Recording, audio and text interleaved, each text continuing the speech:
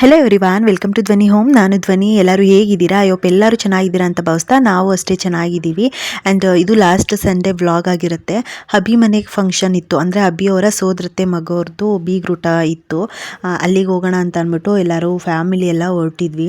ನನ್ನ ಮಗನಿಗೆ ನಿದ್ದೆ ಬರ್ತೈತೆ, ಬೆಳಿಗ್ಗೆ ಬೇಗ ಎದ್ದಿದ್ರಲ್ವಾ. ಆ್ಯಂಡ್ ಸ್ನಾನ ಎಲ್ಲ ಮಾಡಿಸಿದ್ದೆ. ಆ್ಯಂಡ್ ಕಾರಲ್ಲಿ ಹೋಗ್ತಾ ಇದ್ದರೆ ಸಾಕು, ಅವ್ರಿಗೆ ನಿದ್ದೆ ಬಂದುಬಿಡುತ್ತೆ. ನಾವು ಎಲ್ಲರೂ ಬೇಗ ಬೇಗ ರೆಡಿಯಾಗಿ ಹೊರಟ್ವಿ. ಅರೌಂಡ್ ಒಂದು 8 o'clock ಹಂಗೆಲ್ಲ ಹೊರಟ್ಬಿಟ್ವಿ. ಮನೆಯೆಲ್ಲನೂ 8 o'clock ಹಂಗೆ ಬಿಟ್ವಿ. ಆ್ಯಂಡ್ ಇದು ಕಾರ್ದು ಒಂದು ಹೊಸ ಕಾರ್ನ ತೊಗೊಂಡ್ವಿ ನಾವು. ಆ ಕಾರಲ್ಲೇ ಎಲ್ಲರೂ ಜರ್ನಿನ ಮಾಡ್ತಾ ಇದ್ವಿ. ಒಂಥರ ಫೀಲಿಂಗ್ ಬೆಟರ್ ಅಂತ ಅನಿಸುತ್ತೆ. ಆ್ಯಂಡ್ ಚೆನ್ನಾಗಿತ್ತು. ಆ್ಯಂಡ್ ಮಾರ್ನಿಂಗ್ ಟೈಮು ವ್ಯೂವು, ಬಿಸಿಲೆಲ್ಲ ಚೆನ್ನಾಗಿ ಬಂದಿತ್ತು.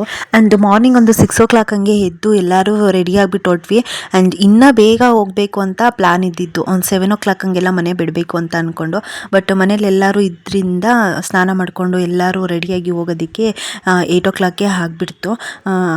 ಆನ್ ದ ವೇ ಹೋಗ್ತಾನೆ ನಾವು ಅಲ್ಲೇ ನಮ್ಮ ಚಿಕ್ಕಮ್ಮವ್ರ ಮನೆ ಕೂಡ ಹೋಗಬೇಕು ಅಂತ ಪ್ಲ್ಯಾನ್ ಮಾಡ್ಕೊಂಡಿದ್ವಿ. ನಮ್ಮದು ಡೆಸ್ಟಿನೇಷನ್ ಇದ್ದಿದ್ದು ತಲಗಟ್ಪುರ, ವಜ್ರಮುನೇಶ್ವರ ದೇವಸ್ಥಾನ ಇದೆಯಲ್ಲ ಅಲ್ಲೇ ಇದ್ದಿದ್ದು. ಬಟ್ ಇಲ್ಲಿ ನಮ್ಮ ಚಿಕ್ಕಮ್ಮವ್ರ ಮನೆ ಇರೋದು ಕಗ್ಲಿಪುರ. ಆನ್ ದ ವೇ ಅಲ್ವಾ. ಆ್ಯಂಡ್ ಅವ್ರದ್ದೇನು ಗೊತ್ತಾ, ಮೇನ್ ರೋಡ್ಗೆ ಹತ್ರನೇ ಮನೆ ಇರೋದು. ಸೊ ಅಲ್ಲಿ ಅವ್ರನ್ನೂ ಮಾತಾಡ್ಸ್ಕೊಂಡು ಹೋಗೋಣ ಅಂತ ಅಂದ್ಕೊಂಡು ಅಲ್ಲಿಗೆ ಹೋಗೋ ಪ್ಲ್ಯಾನ್ ಇತ್ತು. ಆ್ಯಂಡ್ ಟಿಫನ್ ಎಲ್ಲ ಮನೇಲಿ ಮಾಡ್ಕೊಂಡಿರಲಿಲ್ಲ. ತಿಂಡಿಗೆನೇ ಅವ್ರ ಮನೆಗೆ ಹೋಗೋಣ ಅಂತ ಅಂದ್ಕೊಂಡು ಅಲ್ಲಿಗೆ ಹೋದ್ವಿ. ತಿಂಡಿ ಎಲ್ಲ ಅಲ್ಲೇ ಮುಗಿಸ್ಕೊಳ್ಳೋಣ ಅಂತ ಅಂದ್ಕೊಂಡು. ಅಂತೂ ಎಷ್ಟು ಚೆಂದ ಕಾಣಿಸ್ತಿತ್ತು ಗೊತ್ತಾ. ಇವಾಗೆಲ್ಲ ಎಲ್ಲ ಕಡೆ ಮಳೆ ಆಗಿದೆ ಅಲ್ವಾ, ಗ್ರೀನರಿ ಸಖತ್ತಾಗಿತ್ತು. ಆ್ಯಂಡ್ ಇದೇ ನಮ್ಮ ಚಿಕ್ಕಮ್ಮವರ ಮನೆ. ಮನೆಗೆಲ್ಲ ಹೋಗಿ ರೀಚ್ ಆದ್ವಿ. ಸಿಕ್ಕಾಪಟ್ಟೆ ಹೊಟ್ಟೆ ಹಸಿವಾಗ್ಬಿಟ್ಟಿತ್ತು. ನಾವು ಮನೆಗೆ ರೀಚ್ ಆಗೋಷ್ಟರಲ್ಲೇ ಒಂದು 9:30 ಮೇಲೆ ಆಗಿಬಿಟ್ಟಿತ್ತು.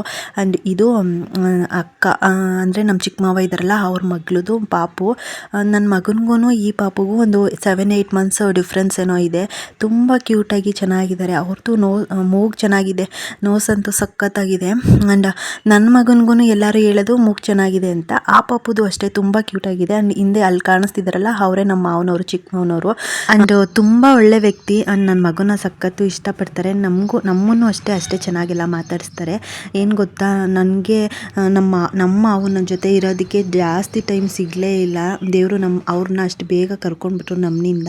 ಬಟ್ ಇವರೆಲ್ಲ ಇರೋದ್ರಿಂದ ನನ್ನ ಮಗನಿಗೆ ತಾತನ ಪ್ರೀತಿ ಎಲ್ಲ ಇವ್ರ ಕಡೆಯಿಂದನೇ ಸಿಗೋದು. ಆ್ಯಂಡ್ ಅಲ್ಲಿ ಪೋಲಿಯೋ ಡ್ರಾಪ್ಸ್ ಅವತ್ತೇ ಇದ್ದಿದ್ದು, ಸಂಡೇ ಅಂತ ಹೇಳಿದ್ನಲ್ವ 28 ಅವತ್ತು. ಅಲ್ಲೇ ಕಗ್ಲಿಪುರಕ್ಕೆ ಹೋಗಿದ್ವಲ್ವ, ಹಾಗೆ ಅಕ್ಕನ ಪಾಪುಗೂ ಹಾಕಿಸ್ಬೇಕಿತ್ತಲ್ಲ, ಮತ್ತು ನಮ್ಮ ಪಾಪುಗೂ ಹಾಕಿಸ್ಬೇಕಿತ್ತಲ್ಲ. ಅಕ್ಕ ಮತ್ತು ನಾವು ಇಬ್ಬರೂ ಹೋಗ್ಬಿಟ್ಟು ಅಲ್ಲಿ ಪೋಲಿಯೋ ಡ್ರಾಪ್ಸ್ ಎಲ್ಲ ಹಾಕ್ಸ್ಕೊಂಡು ಬಂದೆ. ಅಲ್ಲೇ ನಿಯರ್ ಬೈ ಇದ್ದಿದ್ದು, ಅವ್ರ ಮನೆಯಿಂದ ಹತ್ರನೇ, ತುಂಬ ವಾಕಬಲ್ ಡಿಸ್ಟೆನ್ಸ್ ಅಷ್ಟೇ ಇದ್ದಿದ್ದು. ಆ್ಯಂಡ್ ಇಲ್ಲಿ ಟಿಫನ್ ಎಲ್ಲ ಮಾಡಿಕೊಂಡು ಅಲ್ಲಿಂದ ಹೊರಟ್ವಿ. ಬಿರಿಯಾನಿ ಹಾಗೆ ಕಬಾಬು ಮತ್ತು ಚಾಪ್ಸು ಎಲ್ಲ ಮಾಡಿದರು. ತುಂಬ ರುಚಿಯಾಗಿ ಚೆನ್ನಾಗಾಗಿತ್ತು.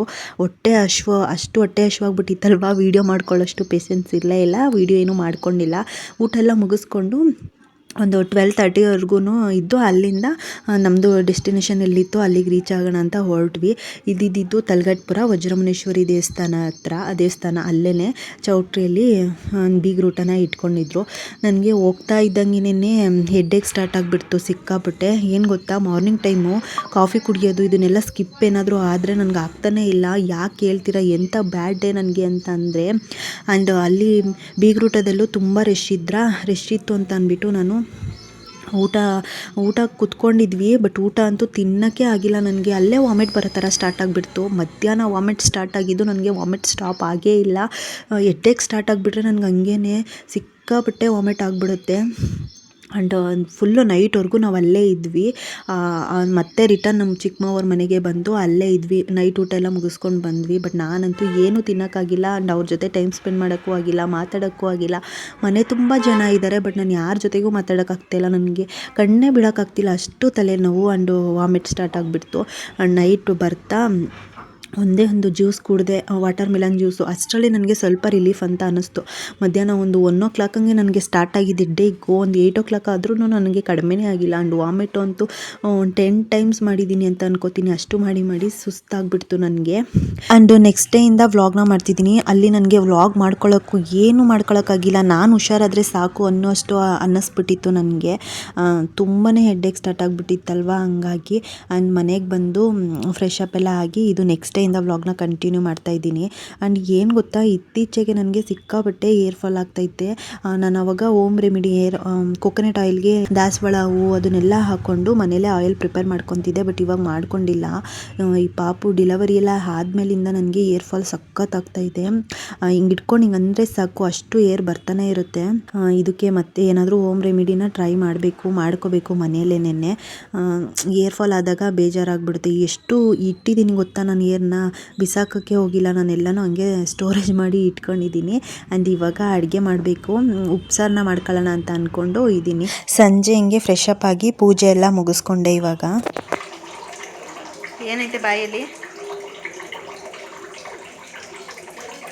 ಎತ್ಕೋಬೇಕಾ? ಎತ್ಕೊಳ್ಳಲ್ಲ ಪಪ್ಪು.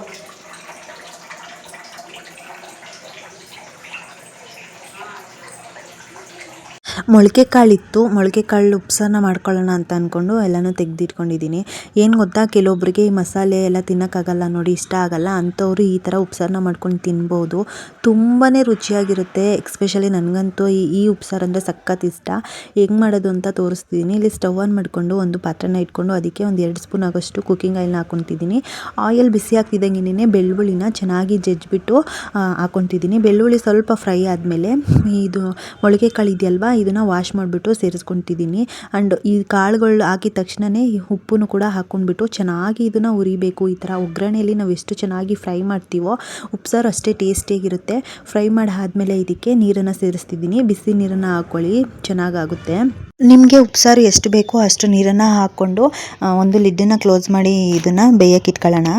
ಅಷ್ಟರಲ್ಲಿ ನಾನು ಸೊಪ್ಪು ಇತ್ತು, ಅಂದರೆ ಊರಿಂದ ಸೊಪ್ಪು ಕೊಟ್ಟು ಕಳಿಸಿದ್ರು, ಅದನ್ನೆಲ್ಲ ಕ್ಲೀನ್ ಮಾಡಿ ಇಟ್ಕೊಂಡೆ. ಇಲ್ಲಿ ಕಾಳನ್ನ ನೋಡ್ತಿದ್ದೀನಿ ಚೆನ್ನಾಗಿ ಬೆಂದಿದೆಯಾ ಏನು ಅಂತ ಅಂದ್ಬಿಟ್ಟು. ಕಾಳು ಒಂದು 80% ಕುಕ್ ಆಗಿದೆ ಅಂತ ಅಂದಮೇಲೆ ಸೊಪ್ಪನ್ನು ವಾಶ್ ಮಾಡಿಬಿಟ್ಟು ಸೇರಿಸ್ಕೋಬೇಕು. ಸೊಪ್ಪು ಸೇರಿಸ್ಕೊಂಡಾದ್ಮೇಲೆ ಅದನ್ನು ಮಿಕ್ಸ್ ಮಾಡ್ಕೊತಿದ್ದೀನಿ ನಾನು. ಇದು ತುಂಬ ಈಸಿ ಉಪ್ಸಾರು, ಬಟ್ ಅಷ್ಟೇ ರುಚಿಯಾಗಿರುತ್ತೆ. ಸೊಪ್ಪು ಇವಾಗ ಮಿಕ್ಸ್ ಮಾಡ್ಕೊತಿದ್ದೀನಿ. ಸೊಪ್ಪು ಮತ್ತು ಕಾಳು ಎರಡನ್ನೂ ಬೇಯಕ್ಕೆ ಬಿಟ್ಕೊಳ್ಳೋಣ. ಒಂದು ಸೊಪ್ಪು ಹಾಕಿದ್ಮೇಲೆ ಜಾಸ್ತಿ ಹೊತ್ತು ಬೇಯಿಸ್ಕೋಬಾರ್ದು, ಒಂದು 7 to 8 ಮಿನಿಟ್ಸ್ ಬೇಯಿಸ್ಕೋಬೇಕು. ಇಲ್ಲಿ ಚೆನ್ನಾಗಿ ಬೆಂದಿದೆ. ಇವಾಗ ನೀರು ಸಪ್ರೇಟು, ಹಾಗೆ ಕಾಳು ಮತ್ತು ಸೊಪ್ಪನ್ನು ಸಪ್ರೇಟ್ ಮಾಡ್ಕೊತಿದ್ದೀನಿ. ಆ್ಯಂಡ್ ಪಲ್ಯ ಮಾಡ್ಕೊಳ್ಳೋಕ್ಕೆ ಇಲ್ಲಿ ಆ್ಯಸ್ ಯೂಶ್ವಲ್ ಒಗ್ಗರಣೆ ಮಾಡ್ಕೊತಿದ್ದೀನಿ. ಸಾಸಿವೆ, ಈರುಳ್ಳಿ, ಕರಿಬೇವು ಮತ್ತು ಒಣಮೆಣ್ಸಿನ್ಕಾಯಿ ಹಾಗೆ ತೆಂಗಿನಕಾಯಿ ತುರಿ ಇಷ್ಟನ್ನು ಹಾಕ್ಕೊಂಡು ಚೆನ್ನಾಗಿ ಫ್ರೈ ಆದಮೇಲೆ ಕಾಳು ಮತ್ತು ಸೊಪ್ಪು ಸಪ್ರೇಟ್ ಮಾಡಿ ಇಟ್ಕೊಂಡಿದ್ನಲ್ವ ಅದನ್ನು ಮಿಕ್ಸ್ ಮಾಡ್ಕೊತಿದ್ದೀನಿ ಅಷ್ಟೇ. ಉಪ್ಸಾರಂತೂ ತುಂಬ ರುಚಿಯಾಗಿ ರೆಡಿಯಾಗಿತ್ತು. ಆ್ಯಂಡ್ ಉಪ್ಸಾರು ಖಾರದ್ದು ವಿಡಿಯೋ ನಾನು ಮಾಡಿ ಶೇರ್ ಮಾಡ್ಕೊಂಡಿದ್ದೀನಿ. ಇನ್ ಕೇಸ್ ನಿಮ್ಗೆ ಏನಾರು ಬೇಕಿದ್ದರೆ ವಿಡಿಯೋನ ಚೆಕ್ ಮಾಡ್ಬೋದು. ಇವತ್ತು ನಾನು ಉಪ್ಸಾರು ಖಾರನ ಹೇಗೆ ಮಾಡ್ಕೊಂಡಿದ್ದೀನಿ ಅಂದ್ಬಿಟ್ಟು ಏನೂ ಶೇರ್ ಮಾಡ್ಕೊಂಡಿಲ್ಲ, ಯಾಕಂದರೆ ಖಾರ ಆಲ್ರೆಡಿ ಇತ್ತು ನಮ್ಮ ಮನೆಯಲ್ಲಿ.